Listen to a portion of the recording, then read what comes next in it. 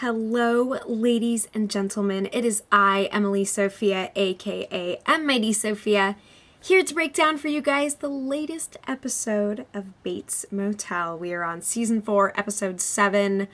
I believe the title is There's No Place Like Home, so spoiler alert before I dive into the magic of things, as I shall be bearing all in this review. And of course, if there are any key details, things that you notice that I fail to address in this review, I would love for you guys to bring those things up in the comments below. This video is essentially just the beginning of the conversation. So without further ado, let us get into this business. So talk about a game-changing little episode. As we now find that for Norman Bates, ignorance is no longer bliss. He is making progress, or so it would seem, despite the blackouts and the many trysts with Mother.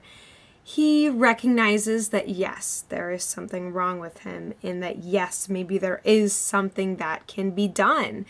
There is some emotional pushback on his part, of course, as he is realizing that that his therapy and his treatment is involving encountering difficult, traumatic parts of his past that Mother would not have him consciously recall. So there's a lot of friction, there's a lot of fluidity and mobility in Norman's mind, and all of this comes to a screeching halt, and things head in a completely new direction after, he's working on a little papier-mâché craft. And what would he see other than a strip of newspaper confirming Alex Romero's newly minted marriage to Norma Bates? So what a way to hear it through the grapevine, of all the mediums that Norman could have discovered this news through, seeing it in print for all the world, or at least for the community of White Pine Bay to see, that's a bit of a stinger. And instead of breaking down and, howling at the moon and becoming a full-fledged werewolf of envy and rage at his mother's purported infidelity, what he does instead is quite different. And what he does, in fact, shows us how it is that Norman Bates is able to blend into the world and appear normal in the future. I mean, this is the entire foundation upon which he is going to build his career after certain probably murderous events occur. He decides to wise up and to apply all of his wits and intelligence and cunning to the sole purpose of getting back home. And it is no longer simply about being with the woman for whom he cares. It's no longer about regaining that perfect, trusting, unadulterated relationship with Norma. It's no longer about that, per se. Even though, he's crying the crocodile tears and trying to get everybody on his side, to the point that he's even able to get Dr. Edwards to agree to his release and to his transition to an outpatient status. For as much as he cries, for as much as he emotes, and for as much as he seems to be sincere in his desires, every time that the subject of his manipulation walks away, just look for that expression, that gleam in his eye. Because he knows, even if he doesn't necessarily know on a conscious level what it is that Mother is plotting and what it is that she wants, he knows that there is going to be hell to pay and that he needs to get home and get his house in order. Now, at this point, of course, he doesn't know that the marriage has been consummated, because when Norma shows up to try to talk some sense into him, only to completely capsize in the end, She tries desperately to tell him that it's all just a sham. It's just a ruse. Everything needs to look official and legit. The whole way that we were able to pay for your months of treatment at this incredible facility is through this marriage, you know.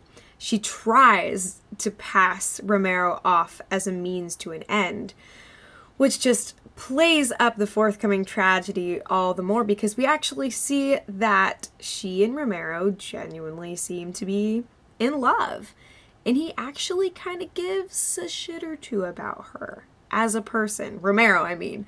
I mean, however you want to argue for that, whether it's the way that he supported Norma after she revealed the truth about her relationship with Caleb, or the frickin' 60-inch flat screen TV that he brings home so she can watch her little 1960s films and live in her classic little mid-20th century world, but kind of in the modern era as well. I mean, it's such a sweet and thoughtful gift, and it is the gift of a man who loves her, and the two of them have been, you know, coming forward with their secrets and with their own dualities. And so we have the dual nature of Norma, the dual nature of Romero, and yet the two of them have kind of coalesced and they have made something work.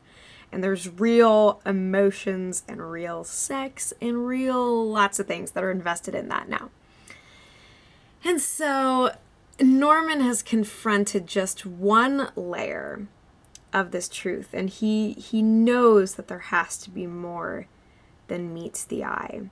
He wants to believe that it's just he and Norma like it's always been, that cord between their hearts has not been severed, that nothing has changed. He wants to believe that, but he knows in that ulterior part of himself that all is not as he would have it. And Norman/mother will not be having that. They shall not be putting up with Norma's indiscretion. So this was kind of a slow burn episode because we see the ways in which Norman is trying to navigate through the mental health clinic, how he is trying to pass himself off as a competent and capable and calm and ready member of society after discovering this horrific, earth-shattering news. The way that he is so quickly able to revert to a state of, you know what, this is the natural progression of things. I believe that it would serve me best to be at home. And, you know, whether that is in his mind, is it more about protecting Norma? Is it more about that jealousy? I mean, there's so many different sides to this. It is a very multifaceted kaleidoscope of a of a relationship that's going on here, and we've known that since the start. But it's just crazy to me. I think the most fascinating part of the episode was just getting to see how Norman is able to construct his facade of normalcy. And it's like he tells Julian in the lunch hall, he says, you know what? I like my special gift is that I can assimilate into society. I can look exactly like how they want me to look. I can talk precisely in the way that they want me to talk. I can pass myself off as whoever. And that's why I'm not your standard brand of crazy, my friends. He is definitely a top shelf brand of psycho. And that's why this entire series exists, really, because of his unique cunning and this terrifying relationship that he has forged with a dissociated side of himself that is mother. And, you know, how does he go about living life with two minds under one roof? And we definitely get to see how that is going to play out for him in the future how he's going to be able to survive, how he's going to be able to keep things under wraps and in the ground and in the basement. So pretty crazy to get that strong of a taste of the end game in this episode. I think that we have just over a dozen episodes left, so it's pretty heart palpitating stuff. But to address a couple of other parts of the episode that were perhaps not quite as heady and thrilling and crazy, we do get to see Dylan trying to pursue the truth about Emma's mother, who, of course, Audrey Ducote got to have a little chit-chat with mother and hasn't been seen since. So Dylan is not the first person to bring up Norman's violence, and that violence is something that Norma has been violently fighting to suppress. And so when he straight up comes to Norma in the midst of her happy, giddy sewing spree, and, you know, she's cooking in the kitchen, little Miss Snow White, renovating her lovely honeymoon home, and he happens to arrive and drop that bomb and implicate Norman in the disappearance and quite possibly even the death of Mrs. Ducote. The way that Norma fights against that is pretty incredible, because there are times where she rages, she fumes and seethes and just turns into a freaking tiger and attacks. But in this, and she does actually scream at him at one point. But the thing too is that she also has this like, oh no, like it's totally fine, whatever. So for as absolutely freaking intense as Norma can be, and as terrible as she can be at trying to conceal her true thoughts and feelings, she has got this way with denial that is, I mean, it is just as impressive as Norman's seamless transition into mother. Norma has this transition into this other version of herself that believes the best in the world, and of course, by proxy, refuses to see the worst in Norman. So it's kind of interesting to see how I think it makes sense, you know, where Norman gets the inspiration for the persona of mother that is now dwelling in his mind. We see pieces of mother in Norma, most certainly, beyond the physicality, beyond the sensuality, beyond the physical form and the voice and the presence, what have you. There is this part of mother that can deny, that can so flippantly just brush things off at the last minute. Those things seem to translate into mother, if I'm not mistaken. So the Norma Bates that is anxiously downplaying things to the point that she can just totally go poker face, that is connected to mother, I feel. I don't know if you guys agree, but that's kind of where I'm at. So yeah, Norma is fighting the good fight for her joy and her peace of mind, but ultimately feels that there's only so much truth that she can reveal at a time. And in favor of trying to preserve Norman's happiness, to be all things to all people, and to do the right thing, she cracks and she decides to let him in and let him back home, despite everything, all of the advice, familial, professional, and otherwise. She goes against all better judgment, I think, to, at the end of the day, to feel like a good person. And honestly, because I think that she does miss Norman, and she can't stand the idea of not knowing the fallout of her actions if she tries to advocate for Norman's continued treatment at the center. She can't bear to feel like there's this storm brewing on the horizon that she can do nothing about. And so she would rather bring that storm right on into her little house and deal with all the business there, because she is convinced that she can pacify Norman, that she can return things to a state of normal, that she can essentially have it all. But she can't always get what she wants, and she has already put the nail in the coffin by putting a ring on her finger. And of course, Romero is trying to be supportive and trying to understand, recognizing the fact that he himself is not a parent. And so for as confused and as put off as he is when Norma reveals the fact that there's gonna be 3 under one roof, he's still willing to see this through, and to actually he thinks that he can maybe be a fatherly figure to Norman. Although I think that if anybody is even close to a fatherly figure at this point, it's got to be Dr. Edwards.